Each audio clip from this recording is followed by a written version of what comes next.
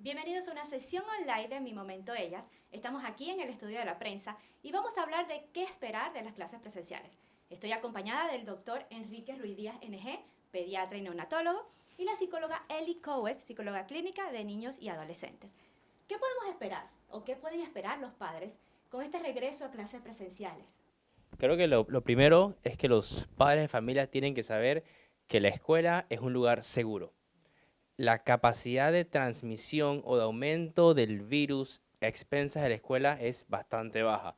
La escuela o la transmisión escolar se va a comportar según se comporta la comunidad. Ahorita mismo estamos en el momento más bajo de la ola, está bajando, los casos disminuyen, menos pacientes en intensivos, menos casos positivos, así que creo que es el momento más adecuado para regresar a clases, pues. O sea, así que las escuelas van a ser un lugar seguro, no van a ser un lugar donde el niño se va a enfermar y va a llevar la enfermedad a la casa. Y es importante que los padres entiendan que un alto porcentaje de los maestros está vacunado con 2 dosis. El pequeño porcentaje que le falta es porque hace poco les dio, así que esos señores están súper inmunizados. Entonces, es un lugar seguro, no es como que el niño va a enfermar en la escuela y va a regresar y va a enfermar al abuelito. Y también tenemos un alto porcentaje de la población vacunada en casa también, pues. Así que es importante que los niños, tanto por su capacidad de aprender como por su salud mental, regresen lo antes que se pueda a las clases. ¿Qué otros factores deben tomar en cuenta los padres ahora con el regreso a clases presenciales de los niños después de casi 2 años en clases virtuales?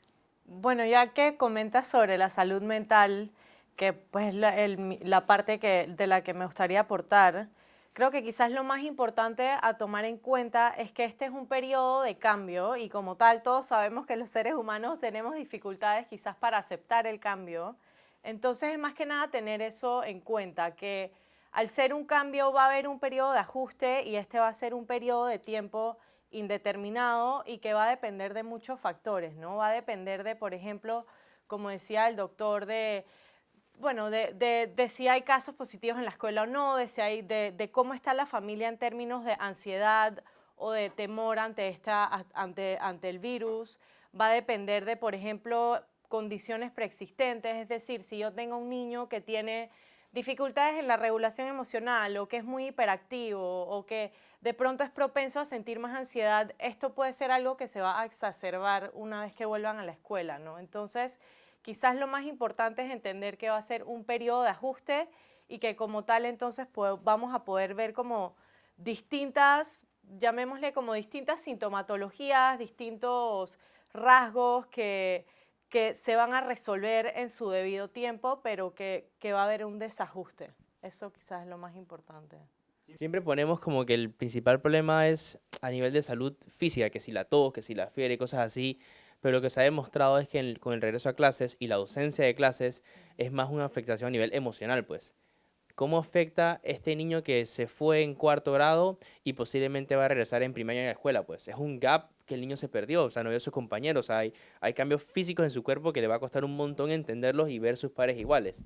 Este niño que entró a kinder virtual y nunca fue a un salón de clases hasta ahora que va a estar a segundo grado. Entonces, más que si los mocos y la tos y la fiebre, es un tema de que los padres tienen que estar conscientes que hay que adaptarse y por alguna razón que todavía no sé, la cultura latina tiene la capacidad de no buscar ayuda.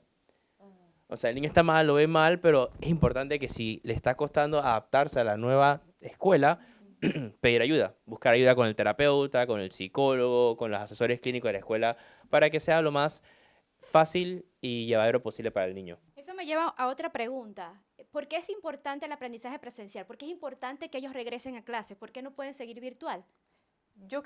Si me permites, yo quería comentar algo, porque es súper importante el aprendizaje presencial, porque el aprendizaje no se trata solamente como de que los niños, los estudiantes incorporen conocimiento, o sea, conocimiento teórico, sino que el aprendizaje también se trata de obtener valores, de obtener habilidades socioemocionales, y eso es algo que solo se logra cuando estás en presencia con otras personas, y que es algo que la virtualidad nos ha quitado mucho, pues, y creo que el doctor aquí puede apoyarme.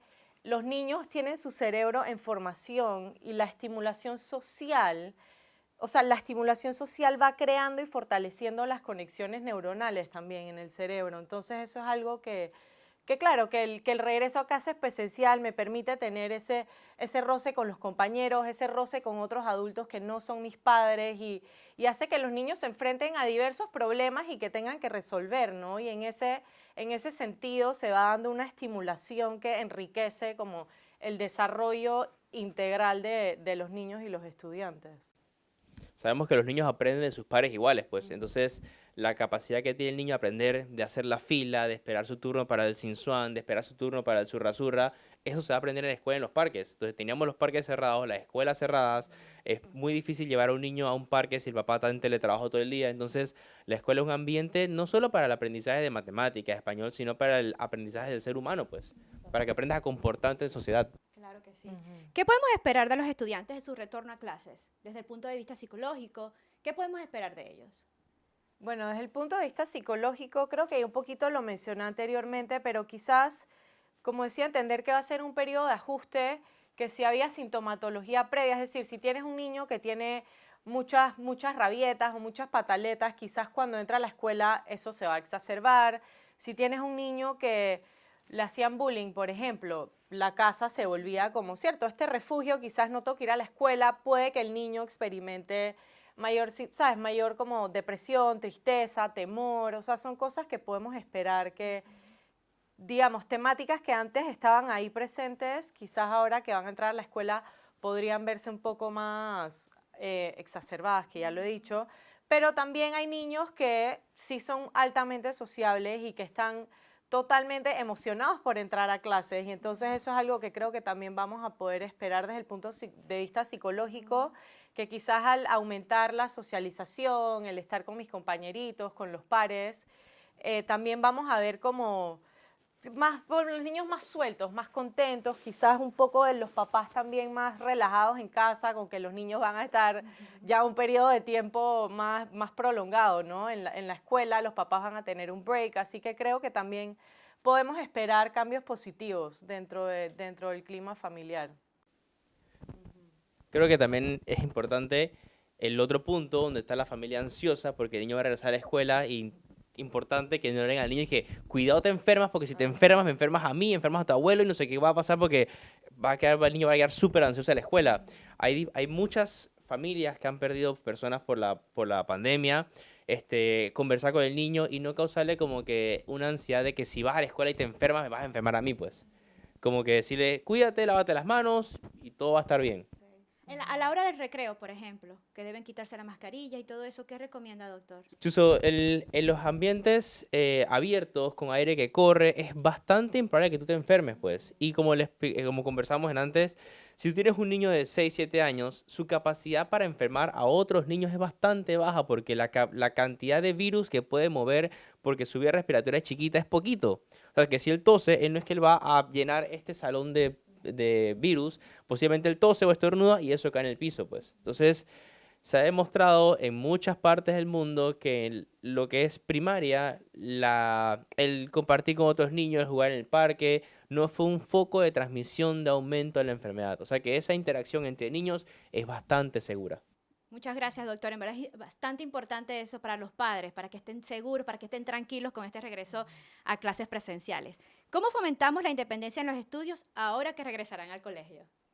Eso estaba difícil. Gran tema. Es un gran tema. Yo quería como resaltar algo que había mencionado el doctor y que sí es importante quizás tomar en cuenta que tenemos niños, por ejemplo, que nunca habían ido a la escuela e hicieron un kinder y ahora van a entrar a segundo grado, que es, bueno, en realidad es primer grado, el grado de la lectoescritura.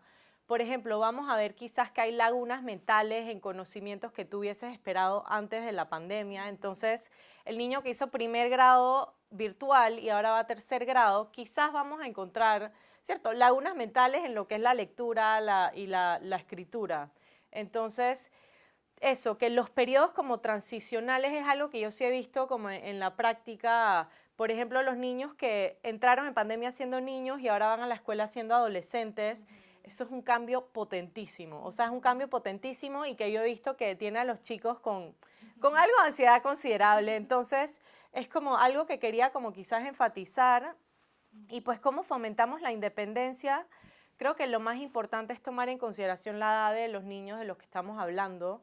si estamos hablando del niño de primer grado que ahora va para tercer grado, que probablemente va a tener dificultades en la lectoescritura, ese niño quizás va a necesitar un poco más de apoyo, ¿no? Que por ejemplo un niño que, no sé, que entró en pandemia en segundo año, en octavo grado y ahora está en décimo, entonces que ya tiene como mayor, debe tener mayor como capacidad de estudiar por sí mismo, ¿no? Entonces, quizás lo más importante es entender que en este periodo de ajuste, los chicos, los estudiantes, pueden necesitar ese apoyo extra, quizás puedan necesitar a los papás que pueden y tienen como el privilegio, por así decir, de buscar tutores, que puedan necesitar tutores inicialmente o alguien que los ayude a organizarse, a organizar el material los primeros meses y ya de ahí como dejar que los chicos vuelen, por así decir, que exacto, que... ¿Cómo motivamos la socialización con los compañeros ya que tienen mucho tiempo sin estar con tantas personas? Quizás va a ser algo, un cambio. Bueno, ya lo hemos hablado, pero ¿cómo motivarlos? Porque siento que hay algunos niños que sí están sumamente emocionados por regresar y ver a sus amiguitos o a sus compañeros, pero hay otros como que no estoy muy convencido de regresar, se habían acostumbrado a lo presencial, están temerosos de volver al colegio, ¿no? Por muchas razones. Entonces, ¿cómo motivarlos? Creo que los padres tienen que conversar un poquito con estos niños, preguntarles cómo te sientes con respecto a regresar a ver a los niños en tu salón. ¿Te sientes seguro? ¿Cómo te sientes? Panamá, por suerte, es un país pequeño y hay vacunación desde los 5 años. Un montón de niños tienen 2 dosis ya. O sea que explicarles a esos niños que van a estar seguros, que van a estar protegidos, porque lo que se ha vendido por todo ese tiempo es que es peligroso, pues. Y como que tenemos que hacer un poquito de trabajo todos los padres para decirle, vas a estar bien, no te va a pasar nada, puedes interactuar, puedes conversar con tus amigos, lávate las manos, usa tu mascarilla, pero intenta poquito a poquito regresar a tu vida, pues. Yo quería como agregar a eso que decías, porque me encanta que él dice que pregunta cómo te sientes, porque muchos papás hacen esto de preguntar, y estás nervioso, y estás asustado, y como que, y entonces los niños empiezan a ver como que, ok, debería estar nervioso, debería estar asustado, entonces es más como, cómo te sientes de que vas a volver a clases, y quizás algo como más práctico de cómo fomentar la socialización es si tienes el chance de que tu hijo conozca a algunos estudiantes antes de que empiece la escuela o conozca a la teacher, por ejemplo, eso sería algo buenísimo que tú lo puedas llevar a la escuela. Mira, ¿te acuerdas de tu escuela, cierto? Aquí vas a estar en cuarto grado, como que hacerle, bueno, ya va a empezar la escuela, no sé, creo que ya estamos un poquito tarde para eso, pero ir exponiendo también a los niños a situaciones de socialización, ¿no? Como que, porque yo sí he visto, por ejemplo, que niños que me dicen como que, ok, yo puedo hablar con 2, 3 personas aquí, estoy bien, pero me preocupa cuando voy a estar como con mucha gente. Es como que se nos olvida un poco cómo es eso de dar la charla al frente de 30 estudiantes. Entonces creo que es algo que quizás los tiene más nerviosos, pero nuevamente ese periodo de ajuste que creo que llama a que los padres y los profesores tengan mucha paciencia y poder ir como poder ir observando y quizás no empezar con tareas de haz la charla al frente de todo el salón, sino, ¿cierto? Como que empezar de a poquitos, ¿no? Trabajos en grupo primero e ir incrementando la exposición a más gente poco a poco. Claro, porque pasaron varias horas, pasaron 2 años con horas de clase frente a un monitor y ahora estamos presencial en un salón de clase con varias personas, con mascarilla, es una adaptación, ¿no? Tengo entendido que el Meduca tenía el plan que al comienzo lo era como para nivelar y como que todo el mundo estuviera en la misma onda, pues. Entonces como que todos vamos a sentirnos igual, todos vamos a estar en el mismo plan, todos vamos a estar en el mismo lenguaje, llegar a ese punto antes de empezar a hacer cosas nuevas. Claro, claro. ¿Qué rol juega la capacidad humana de la adaptación y cómo podemos usarla para construir resiliencia? Pues, fue mi pregunta. La resiliencia es como la capacidad que tenemos todos los seres humanos de hacer frente a la adversidad, pero de una manera que te permita como crecer como persona, ¿no? Porque todas las personas, o sea, todos los seres humanos enfrentamos momentos sumamente difíciles. La pandemia ha sido la causante de que muchos quizás hemos perdido seres queridos. Entonces, la capacidad que yo tengo para enfrentarme a estas situaciones traumáticas o sumamente difíciles y crecer a partir de ellas es la resiliencia.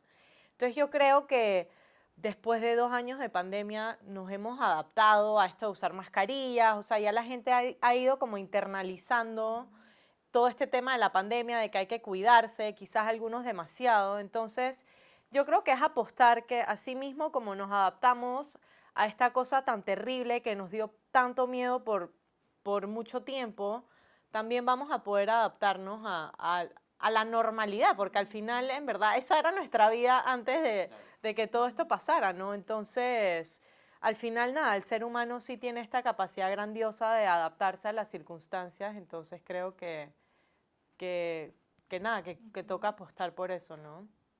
Yo quería preguntarles, Ajá. ¿qué pueden, hablamos de los papás, de qué podemos decirle antes de que vayan al colegio, pero cuando regresan a clase, después de esos primeros días que regresan después de unas 5 o 6 horas en clases en el colegio, ¿qué le pueden preguntar a los padres? Porque eso es bastante importante, porque ¿qué preguntas podemos hacer para que ellos puedan conversarnos y decirnos cómo les fue, cómo se sintieron? Siempre tienes que sacar la conversación, pues. Exacto. Porque yo tengo uno de 4 que va a la guardería. ¿Cómo te fue? Bien. Ok, ¿Qué hiciste? Nada. Entonces tú tienes como que, bueno, y cuéntame con quién jugaste hoy. Y cuéntame qué pintaron hoy. ¿Qué hicieron en el diferente? Y cuéntame cuántos amiguitos tienes. Como que siempre tienes que, creo que hasta adolescente, tienes que ir poquito a poquito sacando esa información así de poquito a poquito hasta que fluya, pues. Pero si como padre no puedes quedarte, ¿cómo te fue? Bien. Ah, listo, pues ya. sí, por eso es que quiero preguntárselo, doctor, porque usted es doctor, es pediatra, tiene un niño chiquito y a Te veces tienes ellos que ir nada más poquito a dicen poquito sí, sacando, no. sacando hasta Ajá. como que fluya la conversación, pues, o puedes empezar a conversar de otra cosa que no sea de la escuela para intentar como que hacer un bond y luego como que empezar a sacar qué está pasando ahí.